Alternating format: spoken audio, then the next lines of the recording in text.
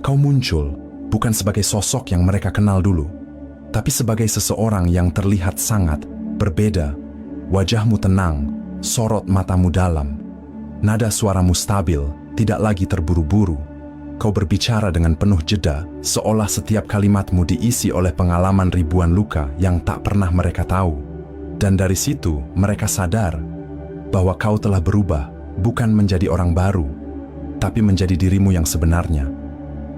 Mereka mulai mengingat satu persatu betapa seringnya mereka meremehkanmu, betapa ringannya mereka mencibir langkahmu, mencampakkan hatimu, memutar balik niat baikmu menjadi kesalahan. Mereka ingat saat kau mencoba menjelaskan perasaanmu, dan mereka hanya menertawakan. Mereka ingat saat kau menangis, dan mereka hanya pergi. Dulu, mereka merasa menang, karena kau tampak lemah, karena kau memohon pengertian, karena kau terlalu tulus. Namun sekarang mereka takut. Bukan takut karena kau menjadi orang yang kejam, tapi karena tanpa perlu melakukan apa-apa, kau menjadi cermin bagi kesalahan mereka. Dalam dirimu yang bersinar, mereka melihat kegelapan mereka sendiri. Dalam ketenanganmu, mereka menemukan kegelisahan yang selama ini mereka sembunyikan. Ketika kau tidak membalas, mereka bingung. Ketika kau tidak menuntut maaf, mereka gelisah. Ketika kau tersenyum dengan damai, mereka justru merasa bersalah. Itulah hukum semesta. Ketika seorang jiwa yang telah terluka memilih untuk bangkit, maka semesta akan mengangkatnya tinggi. Bukan untuk membalas, tapi untuk menjadi penanda. Penanda bahwa luka bisa menjadi kekuatan.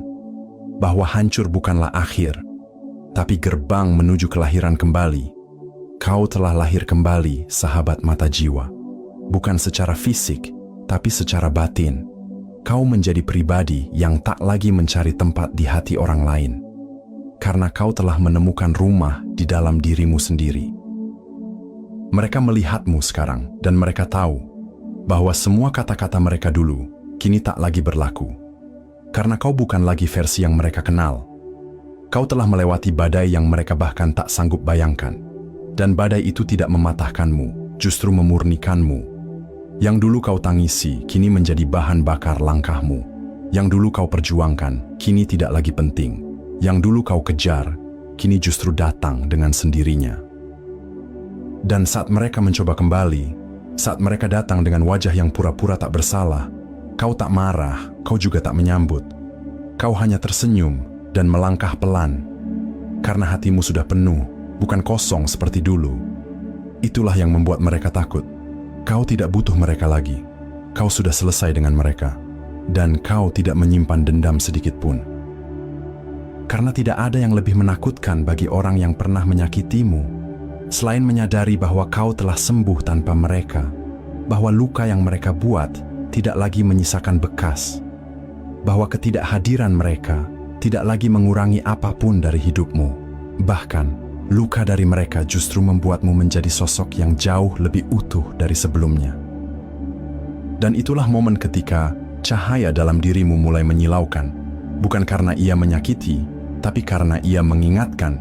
Mereka tidak akan bilang secara langsung, tapi kau akan merasakannya.